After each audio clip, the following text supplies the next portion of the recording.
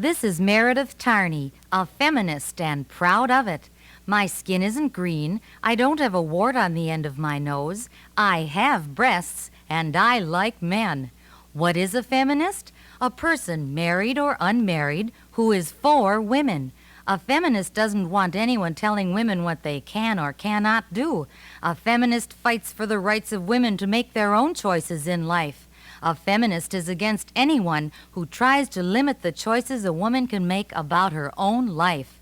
That's what a feminist is. A feminist fights for the right to refuse to play any characters she doesn't choose, to fight for the freedom that's equal to his.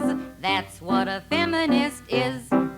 A feminist suffers for all womankind who haven't the courage to make up their mind, to fight for the freedom that's equal to his. That's what a feminist is. Oh, yes. A feminist is concerned about everything that affects women, at work and at play, at home and away. If she's treated unfairly, if she's taken advantage of or made fun of or isn't appreciated or paid what she's worth, a feminist will let you know. For example, do you know this woman? I've been working for a salary all the livelong day. Who do you think'll do the dishes while I am away? Who do you think'll do the laundry and fix the family stew? Tell me, husband, truly, I know it won't be you. I know a state Supreme Court justice with a daily fear of coming home to dirty dishes her family won't go near. The children tell her they're too busy to help remove the grime. Her husband is the soul of patience. He waits till she has time. Don't be so darn mean, break down and help us clean. It's time you knew what working 2 jobs is like. These are not trivial wishes. Please dust and do the dishes, or else we're gonna go on strike. No one's in the kitchen with Dinah. There they are a-sitting on their cans. No one's in the kitchen with Dinah, scrubbing out the pots and pans. Get off your duffs. Yeah. You may have heard about an American heroine who did go on strike. Mary Ellen Shaver of San Ramon, California, put a big sign on her front porch that said, "Notice, this mother, maid, cook, driver, laundress, gopher, money changer is on strike until further notice." This caused a speedy family negotiating session, which resulted in a more equal distribution of housekeeping duties. Yes, teenagers can do the laundry, and husbands can cook. Hooray for Mary Ellen Shaver, a feminist. A feminist is also concerned about injustice at the office, on the assembly line, and behind the counter, too. She wants to be treated with respect and paid what her job is worth. For example, you know, stock boys and dock boys and truckers and cooks who aren't necessarily hired for their looks. You know, diggers and riggers and drivers of cranes with paychecks outweighing the size of their brains. But do you recall the broadest injustice of all? Equal pay, what a laughing stock. Equal pay, a bunch of poppycock. Equal pay, it's only equal if you are born a male. Where's justice? Equal pay, if you are muscle-bound, but no way. If you are soft and round, equal pay. What a title for one big fairy tale. Have you ever seen a secretary who's worth less than her boss? Have you ever seen a first-class diner where the waitress gathers moss? Raise her salary, equal pay. Cut the waiting game, equal pay. Her rent is just the same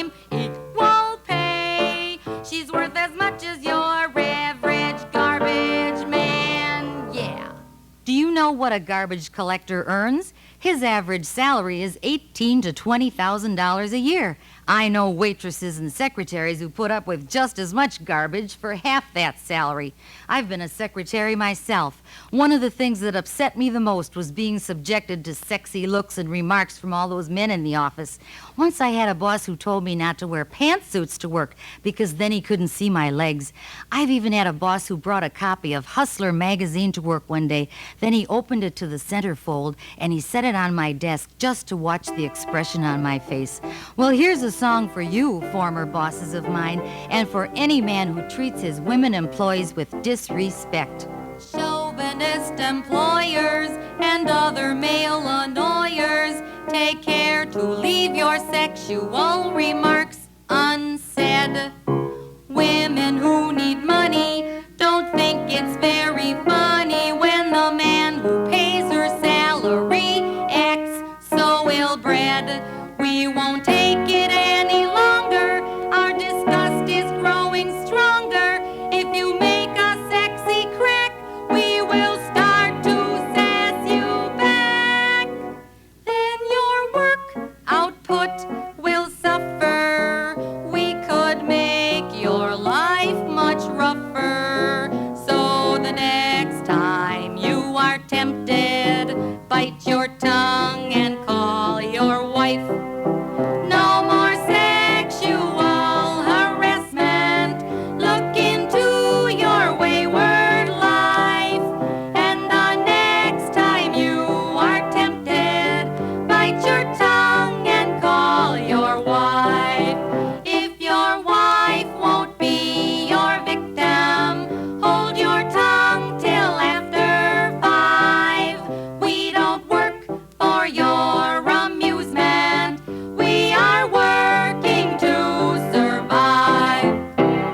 Working to survive. That's women, all right, and a lot of men, too. But it's tougher for women because we are also in charge of the children. Nearly 7 million American families are headed by single parents, most of them women. Access to safe, inexpensive daycare can make the difference between welfare and work, between keeping a job and being fired for absenteeism, between nurturing one's children and abusing them. Yet our so-called friends in Washington have cut federal support for daycare programs.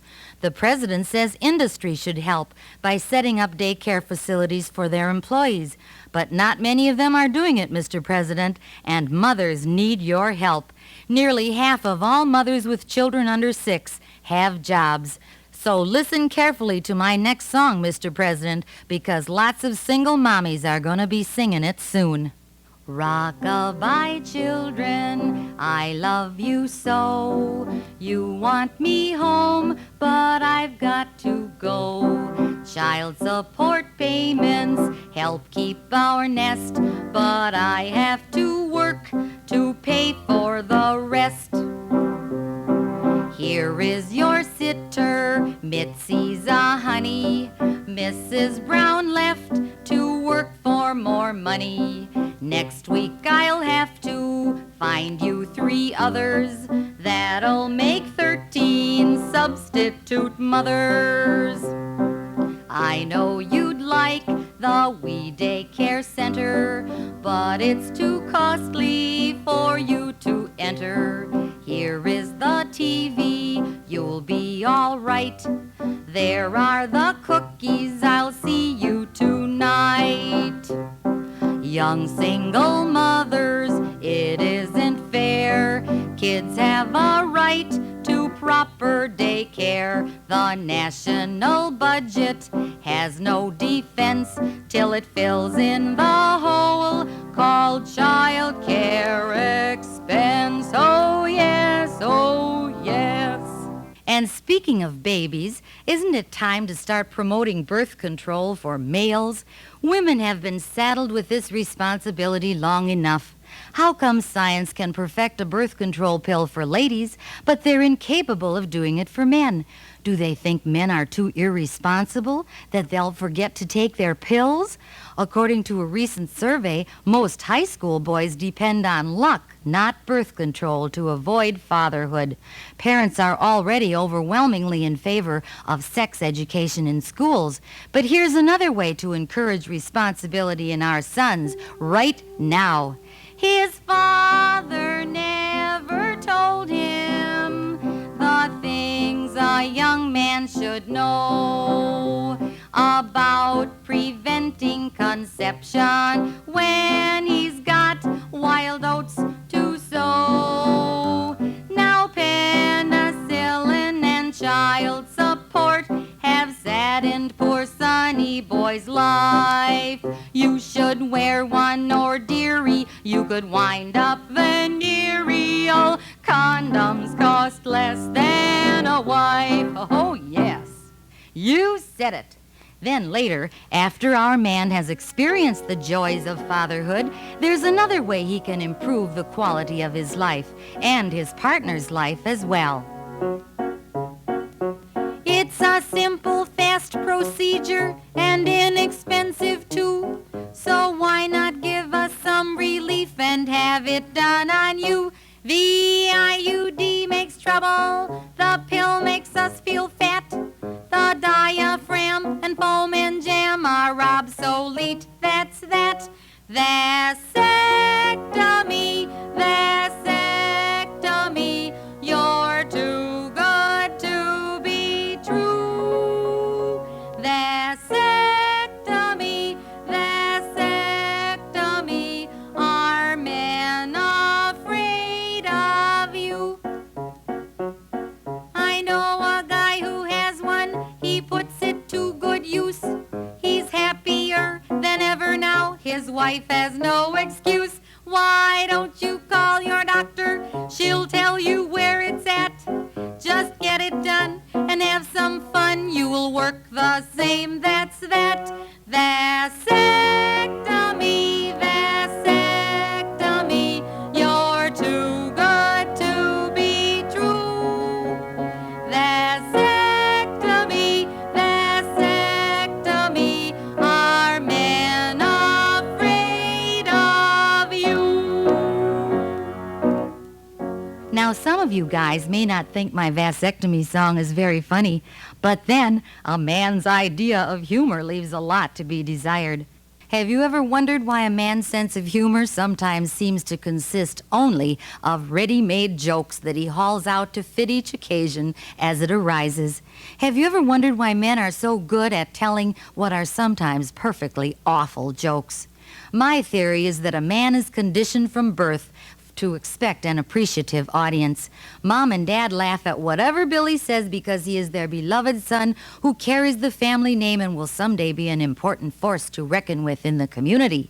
A teacher will laugh at a boy's smart remark, but if a girl says the same thing, she'll be scolded for acting unladylike. Girls also laugh like crazy at a boy's mildest attempt to be humorous because females know that males can be manipulated by false appeals to their pride. All through his life, it's easier for a man to get a laugh, so most of them wind up repeating other people's witticisms instead of learning to recognize the humor and irony which abound in their own lives. And so today, we still find men who make jokes about women, about their shapes, the size of their breasts, the way they can't cook, won't make love, marry for money, nag, nag, nag, talk on the phone for hours, have no brains, do meaningless work, and on and on and on, as though women have no feelings, as though women are willing to be laughed at exclusively at the sight of their own spilled blood. Ladies and gentlemen, a man's idea of humor leaves a lot to be desired. He likes to laugh at women, then expects to be admired. At first we joined his laughter as the safest thing to do. We aren't laughing any longer till he laughs at himself too. Can he loosen his resistance with a minimum of fuss? Can he willingly admit that he's as laughable as us? We have smiled at every painful joke that maximized our doubt. Now it's time to see if men can take it like they've dished it out. We share the sunshine, we share abodes, we share the president, we share the roads. We've shared the fields of corn since time began. Why can't we share a laugh that's on a man? We share the symphony, we share the stage, we share utilities, we'll share old age. Now let us share a dream, make it come true. We want to hear you laugh when the joke's on you. How refreshing. So loosen your resistance with a minimum of fuss, and willingly admit that you're as laughable as us. You need not ask forgiveness, we have conquered our self-doubt. Just prove that you can take it, 'cause we can dish it out. Yes, indeed, women are fed up with hearing jokes that put them down. And some of the worst jokes are about women growing old and getting wrinkled. I just read one the other day in a big daily newspaper. Some male humor columnist who thought he was funny told about two old ladies in a nursing home who were so bored they decided to undress and go streaking down the hall. While the two old gents who were in wheelchairs sitting in the hallway said, "Oh, that must be the laundry going by it, 'cause it sure needed ironing." Older women, why do we have to apologize for growing old? Why do men think they're so hot after they've gone to pot? Why is a shape that's young and slim so much better than the shape I'm in? Why do wrinkles on my face mean I have to change my pace? Why is age so violent to a woman whose life is just half spent? Is it too late at 48 to find a man who'll appreciate older women? Oh, why do you ignore older women? We don't mind if you snore. Older women, give us half a chance. You'll see that we're not coy, and you'll enjoy a romp with history. And what about the older woman trapped in a dead marriage but afraid to end it because she knows that mature single women don't stand a chance in the romance department? She knows it's a cold, cruel world out there for any woman past 40 in any department. How do you think she feels? I do not want to contemplate what life would be without a mate, a Saturday without a date. I think I'd rather die. The girls in my sorority insisted so emphatically that life without a mate would be a sliver in your eye. But where is all the glory when your love has turned to ash, and the only thrill he gives you is his cold, hard cash? Oh, what is there to compensate? The world is cruel without a mate, and I am almost 48. I might as well be dead. And then, if and when this woman finally decides to end her marriage, she finds another obstacle to happiness because her husband has canceled all their charge accounts, none of which were in her name, of course, and she finds herself unable to charge needed merchandise and unable to take out a loan without a co-signer, and her father may have been dead for years. And so instead of being given credit for doing the honest thing and breaking up her destructive marriage, this woman is punished for being single. Credit, credit, I need a little credit. They'll only give me a crummy amount when I ask for a loan or a charge account. How can I keep my self-respect? You should see the looks I get when I ask for credit. Credit, if you don't give me credit, I'll put Mike Wallace on your trail. I'll see that you get nasty mail. You'll never see me fight so hard.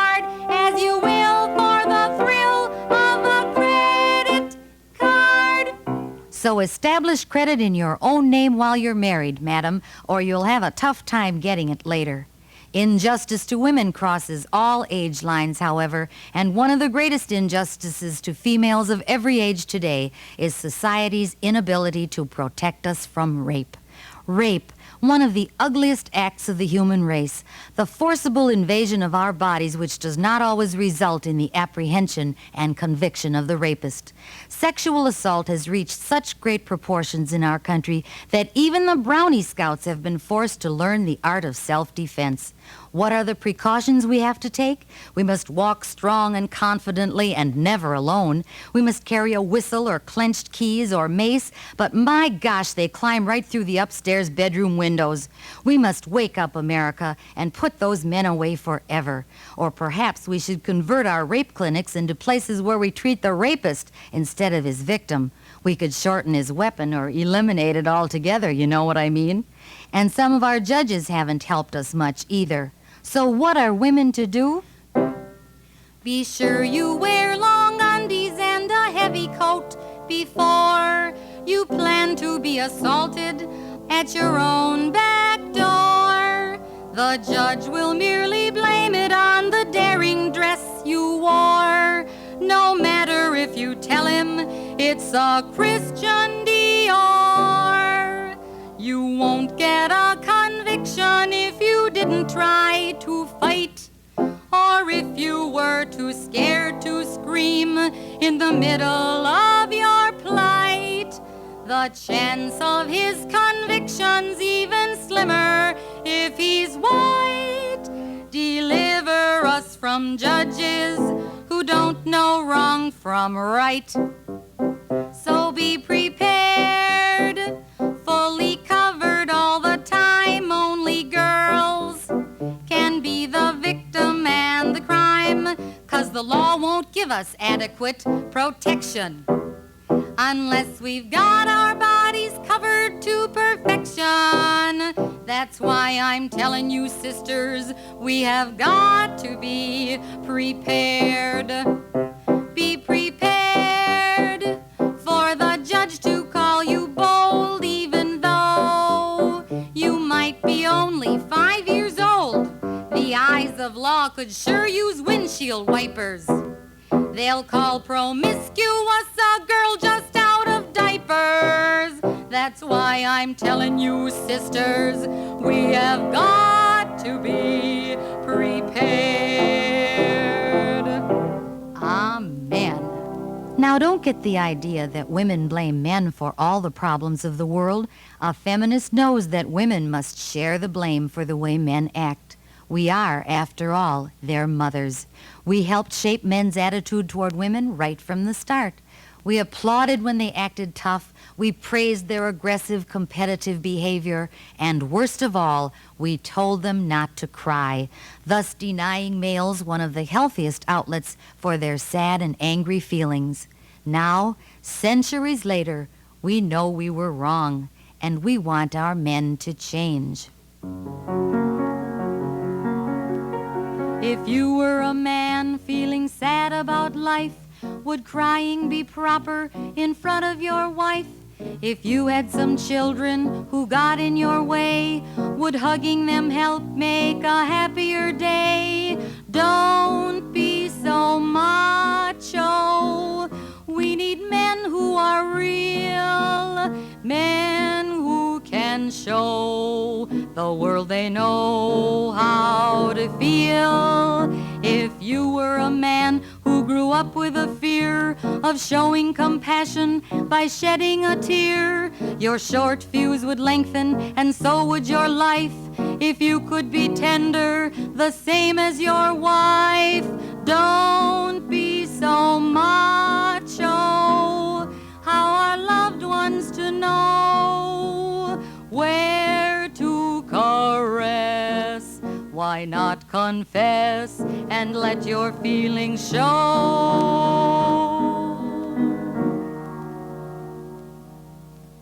We do want our men to change and tell us and show us how they feel.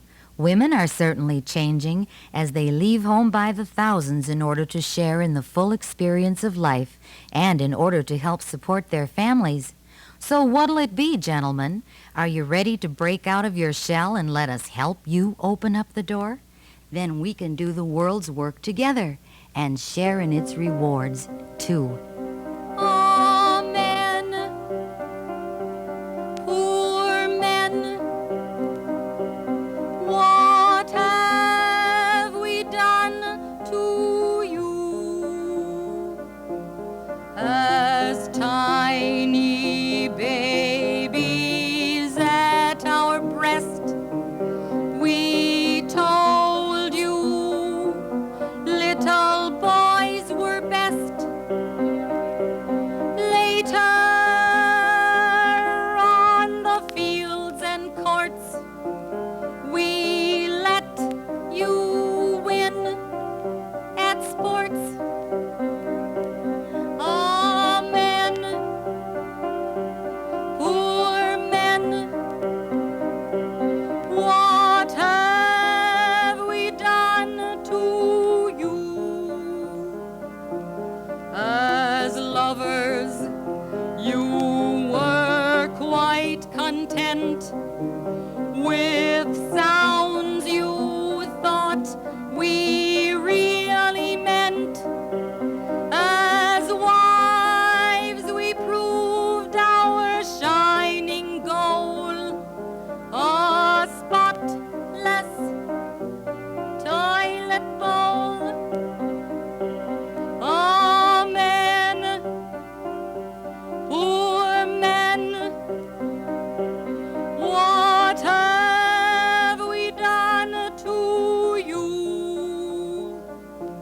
Your ego's indestructible, your pleasures all deductible, your fury makes you so unkind because we've changed our mind. Amen. Poor men, we beg you don't regret. We've changed and we will not forget. We